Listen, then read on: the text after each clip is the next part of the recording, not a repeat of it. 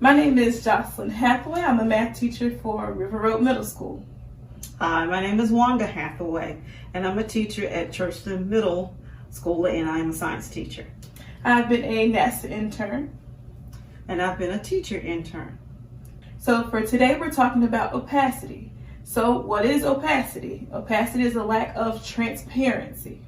So for this activity, we're looking at transparent, translucent, and opaque. So let's talk about transparent. Transparent is talking about how you can see directly through. So let's say you took a light source and you turn this on. If you were to stick this light behind the plastic wrap, you can see the light directly through it. So that means it's very see-through, very transparent. If you have wax paper, it's a little bit cloudier. So if you take your light source and you stick your light behind there, you can still see the light, but it's a little bit cloudy. And our last source is aluminum foil, or our last material is aluminum foil. So if you put that light behind it, you can't see it at all. So that would be opaque. So remember that definition: lack of transparency, opacity, opaque.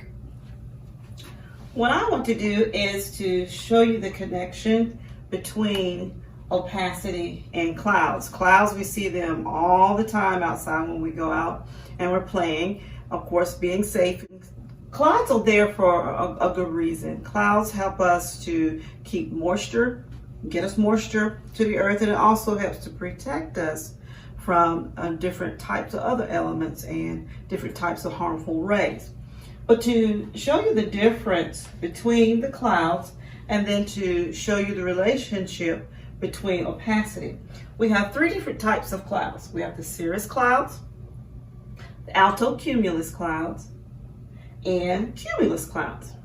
Now, most times you'll see cirrus clouds when it's a really pretty day, a lot of times during the summertime right now.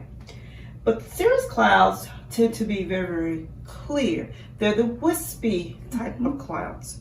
And those clouds tend to be very friendly with the light. It lets lots of light come through because there's not a lot of clouds. There's not a lot of water droplets. There's not a lot of particulates, and we call them particles. Could be dirt particles, could be ice crystals that would block the sunlight from coming through. That's why when Ms. Hathaway took the light and put it behind the translucent or the plastic wrap, it went through with no problem. When we talk about the Altocumulus have a little bit more clouds. This is kind of like your overcast day. It's not really a dark day. It's not really super bright, but it is a overcast day where some sunlight can get through, but you have some clouds and you have some possible water droplets again, where sunlight reflects off of the water droplets, as well as ice crystals. Therefore, it slows down the penetration and the flow of the light coming through, as when we saw the light behind the wax paper.